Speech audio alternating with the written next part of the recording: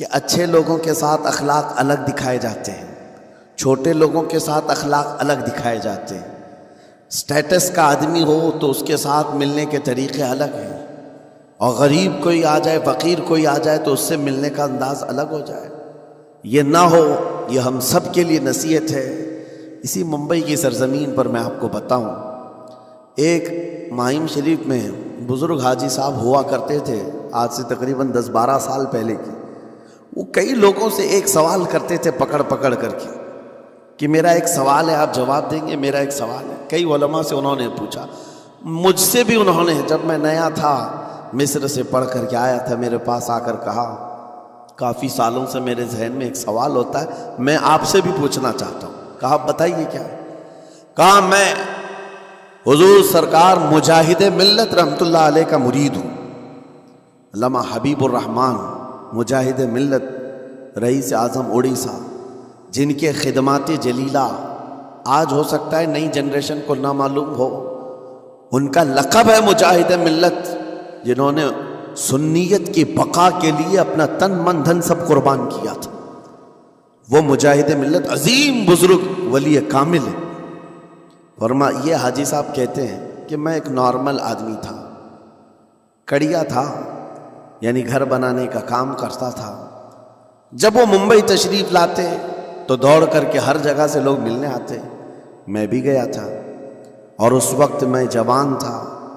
حضور مجاہد ملت رحمت اللہ علیہ کی بات وہ بتا رہے ہیں کہ لوگ لائن لگا کر کے مصافحہ کر رہے تھے، مل رہے تھے۔ جب مل رہے تھے تو پھر میرا نمبر آیا، میں ملنے کے لیے گیا۔ بزرگوں کے سب ہاتھ چومتے ہیں، یہ ہمارے سنیوں کے طریق ہیں۔ ادب، علماء ذوی الاحترام کے ہاتھوں کا بوسہ لینا یہ مستحسن ہے، یہ ہمارے آداب میں سے، معمولات اہل سنت میں سے۔ تو جب سب لوگ ان کے دست بوسی کر رہے تھے، ہاتھ چوم رہے تھے، میں بھی قریب گیا، اور جب میرا نمبر آیا، میں ہاتھ چومنے کے لیے گیا تو انہوں نے میرا ہاتھ لے کر خود ہی چوم لیا۔ وہ بزرگ عالی جاہ ولی کامل جن کو دنیا مجاہد ملت کہتی ہے، میرا ہاتھ انہوں نے چوم لیا، اور میرے اندر ایسی پشیمانی تھی کہ میں کیا کروں سمجھ میں نہیں آیا۔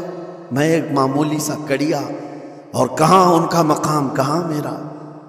تو اس کے بعد وہ اس بے چینی میں رہتے تھے کہ ایسا کیوں کیا، ایسا کیوں کیا، کیونکہ پوچھنے کا موقع ہی نہیں ملا۔ ایک بزرگ تھے، انہی کے خلیفہ تھے حضور مجاہد ملت کے، انہوں نے اس کا جواب دیا۔ میرے عزیزوں، کیا بہترین جواب تھا۔ حضرت مجاہد ملت رحمت اللہ تعالی علیہ یہ چاہتے تھے کہ ہزاروں لوگ ہماری تعظیم کرتے ہیں تو کہیں ہمارے دماغ میں بادشاہت کا خیال نہ آئے، ہم غریب اور فقیر کا ہاتھ چوم کر اپنے نفس کی مخالفت بھی کرتے ہیں۔ اخلاق کریمانہ دکھانے کے لیے سٹیٹس والوں کے ساتھ ہی نہیں، غربا فقراء کے ساتھ بھی وہ اخلاق ہو۔ نبی کریم صلی اللہ تعالیٰ علیہ وسلم کے وہ آداب آج اگر آپ اپنا لیں، بہت ساری کڑوی چیزیں ویسی ختم ہو جائیں۔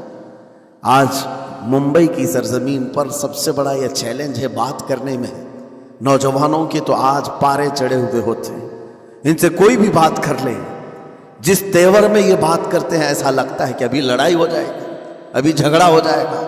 اس کی عادت سی بن گئی ہے۔ آپ کو پتہ ہے فرمایا گیا، عربی کا قول ہے، جراحت السنان لها التیام ولا یلتام ما جرح اللسان۔ تلوار سے، چاقو سے دیا ہوا زخم سوکھ سکتا ہے، زبان سے دیا ہوا زخم کبھی نہیں سوکھتا۔ زبان سے دیا ہوا زخم نہیں سوکھتا۔ بولنے سے پہلے 1000 بار اس بات کو خیال ہونا چاہیے کہ میں جس کو بول رہا ہوں کہیں اس کا دل چھلنی تو نہیں ہو جائے۔ میری زبان یہ ہوتی 50 گرام کی چھوٹی زبان ہے، لیکن بڑے بڑے لوگوں کے کلیجے چیر کر رکھتی ہے، بڑے بڑے لوگوں کے دلوں میں سوراخ کر کے رکھتی ہے، زخمی کر کے رکھتی ہے اس کا استعمال۔ اسی لیے روایت میں ملتا ہے کہ جب انسان صبح کرتا ہے تو سارے اعضاء، ہاتھ پیر آنکھ کان ناک، سارے اعضاء سب سے پہلے زبان سے یہ عرض کرتے ہیں، اس کی پناہ مانگتے ہیں، کہتے ہیں آج تو صحیح سلامت رہے گی تو ہم سب صحیح سلامت رہیں گے، اور اگر تو پھسل گئی تو عذاب ہم پر بھی ہوگا۔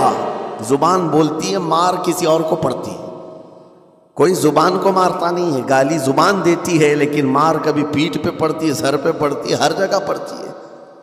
تو یہ زبان نبی کریم صلی اللہ تعالی علیہ وسلم نے ارشاد فرمایا، من یضمن لی ما بین لحیتی وما بین، حضور پاک صلی اللہ تعالی علیہ وسلم فرماتے ہیں جس نے دو چیزوں کی ضمانت مجھے دے دی، حفاظت کی، میں اسے اضمن لہ الجنہ، میں اس کو جنت میں لے جانے کی ضمانت دیتا ہوں۔ دو چیزیں کیا ہیں؟ حضور فرماتے ہیں ایک دو جبڑوں کے بیچ میں جو موجود زبان ہے اس کی حفاظت کر لے، اور دو رانوں کے بیچ میں جو شرمگاہ ہے اس کی حفاظت کر لے، یہ دو چیزیں جس نے بچا لیا میں اس کو جنت میں لے جانے کی ذمہ داری دیتا ہوں، ضمانت دیتا ہوں۔ اس کا کتنا بڑا کردار ہے، یہ زبان کا کتنا بڑا کردار ہے۔ اور حضور نے ایک بار پکڑ کر کے فرمایا تھا، زبان کو پکڑ کر کے کہا تھا یہ وہ زبان ہے جو انسان کو جنت میں بھی لے جاتی ہے اور دوزخ میں بھی لے جاتی ہے۔